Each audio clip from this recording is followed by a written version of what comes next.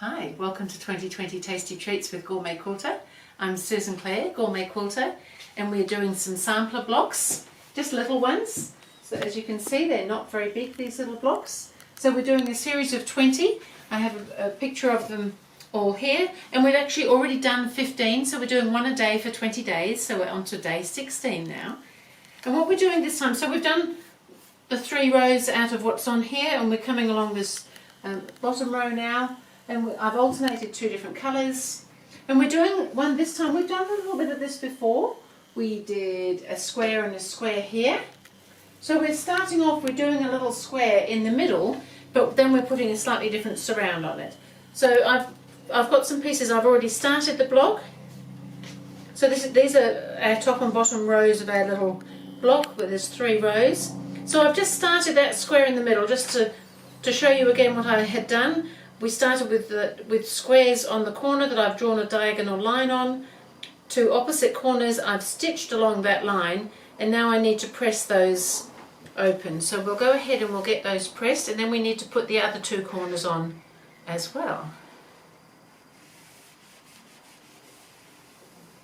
So that's it to that stage, but we want corners on each corner. So now I'll go ahead and I'll pop these ones on the other 2 opposite corners. I've already drawn my lines, it's just a diagonal line from point to point.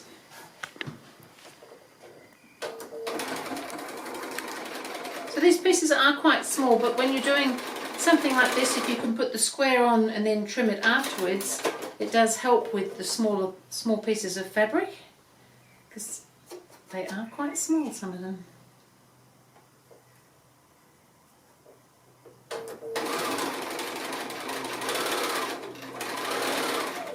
So there is a pattern. I didn't really mention that there was a pattern this time on GourmetQuilter.com. It's going to tell you all the cutting measurements and how to put it together there, as well as having the video. So we're doing 1 block a day for 20 days, and we are up to day 16.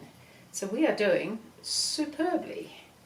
So now I just need to trim those 2 seams that I've just done. So I'm just going to lay the 1/4 inch line of my ruler right onto the stitching line and just trim 1/4 inch away. And then I can press those as well. And we've done our little square in the middle, which is just amazing.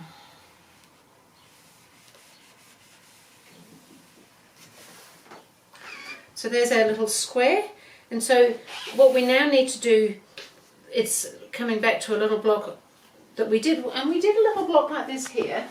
We did this slightly off size 9 patch. So basically we're doing the same thing, but we've got a little square in the middle, in the middle.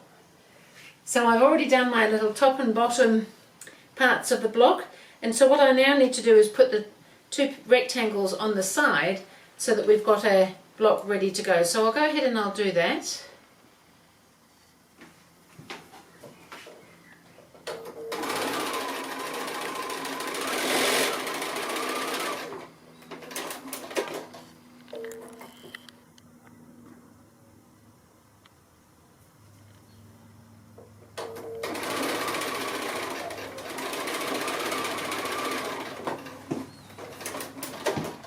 Now I've already pressed these ones so that the seams are going in there, because I know that when I press this one, they're going to need to go out to the sides because of this bulk on the side there from those triangles, so that we can nestle them where they meet.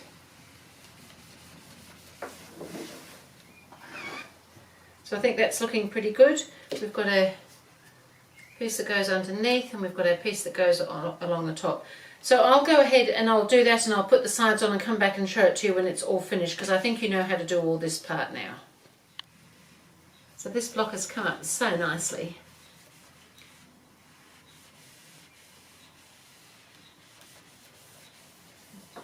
Got its little surround on there, and I just think that looks absolutely wonderful. I'm very pleased with myself.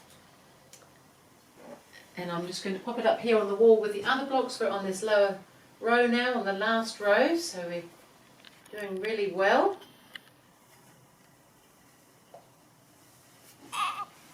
So that was block number 16 out of our 20. So I will see you again with Pear sampler block number 17.